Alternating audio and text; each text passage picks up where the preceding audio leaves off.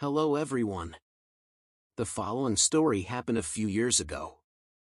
There are some things we cannot explain, but they do happen. In 2003, Edward and his wife Emily decided to travel from Greenville, South Carolina to Lexington, Kentucky for the weekend to visit Emily's family and some friends there. Edward worked as an accountant at a company in Greenville, and his wife was a teacher. At that time, the weather was beautifully spring-like, so they chose to make their trip an enjoyable one with their own car.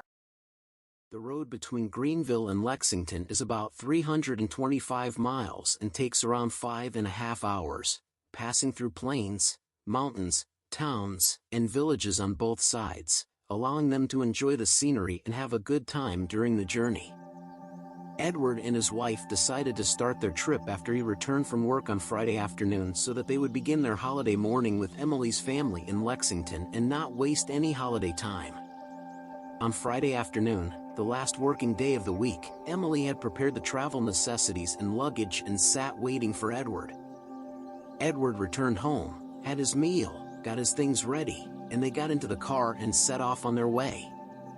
It was around 3 in the afternoon, and they were supposed to reach their destination by 8:30 in the evening. The road was incredibly beautiful and calm. After they had driven a distance, dark clouds began to appear, and the weather changed significantly with the sun setting. Just a few more kilometers and the sky started to flash with lightning and thunder, and the rain began to fall, growing heavier as they progressed, forcing Edward to drive slowly. It became pitch dark, and the road was almost empty except for some slow and distant trucks, making the road feel very eerie. Perhaps it wasn't wise to travel at the end of the day. This thought was running through Edward's mind. If this is your first visit to the channel, please subscribe so we can continue together. And hit the like button. If you have similar stories or suggestions, please share them with us in the comments, and maybe we will narrate them later. After about 2 hours of driving on that road, which seemed like an endless loop or a sea of darkness, the rain began to fall insanely, accompanied by stormy winds. The lightning lit up the world as if it were daylight. Despite a little fear due to the wrath of nature, Edward drove slowly, and they felt good feeling warm and isolated from what was happening outside. Suddenly, at the beginning of a curve, they saw something, and instinctively, Edward hit the brakes for a moment. Oh my God, what is that? It looked like someone standing on the side of the road, like a real ghost in this stormy weather. Emily clung to her husband as they approached, wondering what this thing was. Was it a human? Their hearts almost stopped from fear until its features became clear. Oh my God, it's a girl. They passed her and continued slowly, their hands and legs trembling with fear. After passing halfway through the curve, Edward slowed down little by little and then stopped. His wife looked at him and said, "We should have helped her, shouldn't we?" Edward replied, "Yes, I think so. She seems drenched and in desperate need of help. Let's go back a few dozen meters and call her." Indeed, without turning the car around, he reversed, but they didn't see her. He continued reversing, thinking maybe the rear lights were too dim to see her. But she still wasn't there. They reached the place where they had seen her, but she was nowhere to be found. It was truly strange. They stopped for a bit, looking carefully in all directions, but there was nothing. Where did she go? Could she have gone into the forest on the right side of the road or towards the river on the left? Not that quickly. It didn't matter, they had done their duty and tried to help her. That's what Edward thought and said to his wife as they continued on their way again. As soon as they finished the curve and the road straightened out in front of them, they saw her again on the side of the road. They felt the same fear and chills as the first time. She looked from afar like a ghost. He stopped quickly beside her. There was no time to think about how she got there or how they didn't see her passing them. Emily opened the window and asked her, "What are you doing here? Do you need help?" She looked very exhausted and shivering, barely able to stand or speak, and nodded her head yes. Emily told her, "Get in the car," and she got into the back seat. She was a girl in her mid-20s, covered in mud everywhere as if she had rolled on the ground. Her face and hands were pale, and she had blue bruises. She was shaking violently and couldn't speak. It wasn't possible to ask her many questions in her current state. Perhaps she had been in an accident. Edward turned on the car heater, and Emily gave her a coat she had brought along to cover her wet body and hopefully provide some warmth.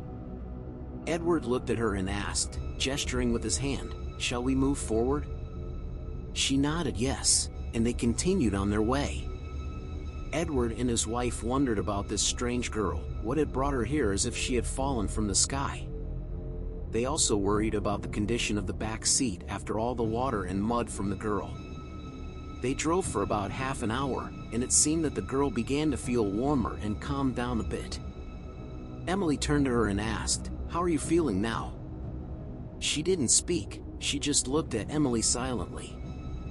Emily said, "You still seem tired. Rest a bit, and we'll talk later. But we need to know where to take you. Can you tell us where you're headed?" The girl looked at her but did not respond. Emily repeated the question, "Are you from Kentucky?" She just stared as if she couldn't speak. Emily continued, "We'll take you to the nearest hospital on the way," hoping for any response or expression, but there was none. "Do you have any phone or a number to call someone?" The girl continued to look at Emily the same way, curled up on herself. Emily told her husband, "The best thing we can do is to take her to the nearest hospital or police station, and they will take care of her." Edward agreed with the idea and said, "Soon, we'll reach a nearby town, and we'll take her to any hospital there. They can contact her family." Emily looked at the girl in the back seat and said, "What do you think? Is that okay?" The girl remained the same, without any expression, and they continued on their way. It seemed the girl was not in a normal state. Perhaps she had been in an accident or experienced a shock that made her lose the ability to speak or express herself. She didn't respond or show any reaction to anything, just sat there, curled up, and looked intently at whoever spoke to her. Emily took a chocolate bar from her bag and gave it to the girl to eat, thinking she might be hungry, but the girl didn't take it despite Emily's insistence. After an hour of driving, they reached a gas station near a small town, which also had a small market. They stopped at the station, and Edward got out to refuel. Emily then got out of the car and told the girl, "Dear, stay here. We'll be back soon. I'm going to the market to find something for us to eat together." She closed the car door and headed towards the market. She bought what she needed and returned, and afterward, Edward went to the market after refueling to ask if there was any medical center or police station nearby where they could take the girl and then continue their journey. When Edward asked the shopkeeper if there was a medical center or police station nearby, the shopkeeper replied, "Yes, but it's a few kilometers away, not very close." He then asked, "Why do you ask? What's the problem?" Edward explained, "I have a tired girl with me who needs to go to a hospital." The shopkeeper interrupted, "Don't tell me you found her on the road and brought her here." Edward confirmed, "Yes, that's exactly what happened." "Why not?" The shopkeeper responded, "She got you too." At that moment, Emily entered the store and said, "Edward, the girl left the car." "Where did she go? Did you see her?" The shopkeeper answered, "The girl disappeared, but she didn't leave." He then asked them where they were headed, and they replied, "To Lexington." The shopkeeper advised them, "You shouldn't continue your journey tonight. Find a place nearby and stay until morning." Edward, puzzled, asked, "I don't understand. Can you explain why we shouldn't leave and how the girl disappeared without leaving?" The shopkeeper said, "Come outside with me, let's take a look at the car." As they stepped outside, the shopkeeper signaled for Edward to keep his wife out of the conversation, so Edward asked Emily to get back in the car to avoid getting wet in the rain. The shopkeeper looked at Edward and said, "My friend, although you, like others, won't believe this story, it's more like fantasy and folklore, I still wish it weren't true. but it really happens. Every rainy night, this story repeats itself. That girl isn't alive. She's the spirit of a girl named Jessica from the next town. She died years ago in the same spot where you saw her. Surprised by the shopkeeper's words, Edward replied, "Stop joking, man. I'm not one to believe in such stories. But it's good you didn't say that in front of my wife. She might have been overcome by fear." The shopkeeper said, "It's all right. Let's just say I don't recommend you continue traveling in this stormy weather." Edward paused for a moment and then said, "Thanks for the advice. Have a good evening," and walked away, deciding internally that he would continue his journey and not pay heed to such myths.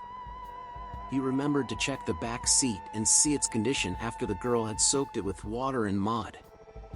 He opened the back door and felt the seat, but it seemed completely dry. He turned on his phone's flashlight and, astonishingly, the seat was entirely dry with no trace of mud or water. His wife, watching him with a look of amazement, said, "Edward, how is that possible? The seat is completely clean." Edward replied, "Yes, that's true. Maybe it dried up." But deep inside, he couldn't stop thinking about the shopkeeper's story about the girl. Edward sat behind the wheel, started the engine, and thought for a moment. He then said to Emily, "Sweetheart, the weather is stormy. What do you think about staying here until morning and continuing our journey then?" Emily replied, "No, Edward, that's impossible. Where would we stay and why? The storm has calmed down a lot, and the distance isn't far anymore. Let's continue so at least we can call my family. There's no mobile signal here." Edward suggested, "We can call them from the store and tell them we're okay and that we might stay here until morning." She responded, "I won't stay here. You must be scared of that girl." Edward, with a hesitant voice, replied, "Why would I be scared?" He turned off the car engine and got out, saying, "I'm going to the store to see if they have a landline phone," and headed quickly to the store without waiting for a reply. He told the shopkeeper, "I'll tell you something strange." The girl sat in the back seat, completely soaked and covered in mud. "Now, I checked the seat, and there are no traces of water or mud." The shopkeeper responded, "As I told you, my friend, she is a spirit, not a physical being." Edward asked, "What if we leave now?" The shopkeeper replied, "She will come back to you and force you to drive toward the side road leading to the cemetery in the next town where her body lies. There, you will face many troubles and fear until morning. If you survive until morning, you should say a prayer at her grave, and then you can leave, and you won't see her again." Edward had no choice but to believe or discuss the matter, as everything that had happened was strange and illogical. He asked, "Has anyone reported this to the police?" The shopkeeper said, "My friend, you know the police don't arrest spirits, the law doesn't hold them accountable, and they don't investigate such cases." Edward, feeling a chill run from his head to his feet, said, "It sounds like a strange and unrealistic story, but it's interesting to hear. Can you tell me how she died and why this happens?" The shopkeeper explained, 5 years ago, on a stormy and very cold night, while Jessica was returning from a trip, her car overturned and rolled toward the river. She survived the crash with some bruises and stood by the side of the road, seeking help from the few passing cars. But no one dared to stop to see what was wrong with her at that time of night in that desolate area. Instead, some went to the old owner of the station and called the police from there. In the morning, the police went to where the people had reported and found her dead by the side of the road. She had died only a few minutes before they arrived. She had succumbed to the cold, rain, and some injuries from the accident. After that frightening conversation with the shopkeeper, Edward made a firm decision not to continue the journey that night. They would stay at the station no matter what. He called Emily's family from the store phone and told them they would spend the night at the station due to the bad weather. Then he returned to his wife in the car.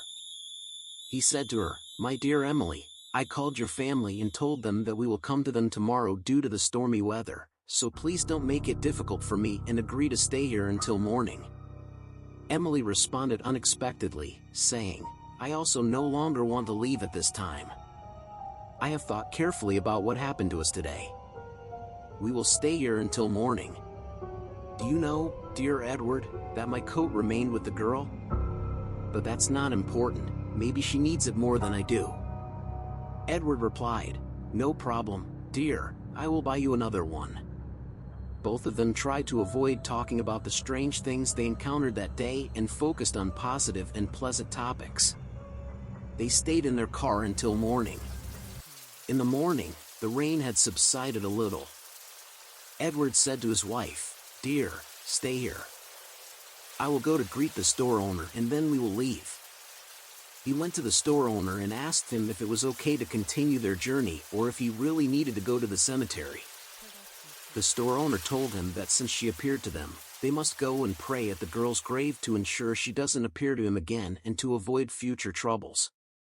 He guided Edward to the road leading to the cemetery on the outskirts of the next town. Edward returned to the car and they set off. He said to his wife, "In a little while, we will turn onto a side road for 5 kilometers. There is something we need to do, dear, before we continue our journey." When she asked about it, he said, "Please, let me tell you the intriguing story later, not now. We have something to finish first, then we will continue." He turned onto the side road until they reached the town, then followed the directions given by the store owner until they arrived at the cemetery. Edward said to his wife, "Dear, here is the grave of an old friend of mine. Let's go and pray there before we continue our journey." With a look of surprise and skepticism, Emily silently got out of the car with him. As they wandered among the graves, she muttered, "Where did this friend suddenly come from?" But she followed him and did as he said. "Edward, look, there's my coat." "Edward, how did it get here?" "It was hanging on one of the graves." They went to that grave, and it had the name Jessica engraved on it along with her birth and death dates. Emily looked at her husband and said, "So, it's her." He motioned for her to be silent and just pray. They completed their prayers, and Edward put his arm around his wife's shoulder, and they left. Dear listener, I advise you not to stop for strangers and not to interact with them in such places. And don't forget to like the video before you sleep, for some spirits might be floating around you now, watching you. Thank you very much.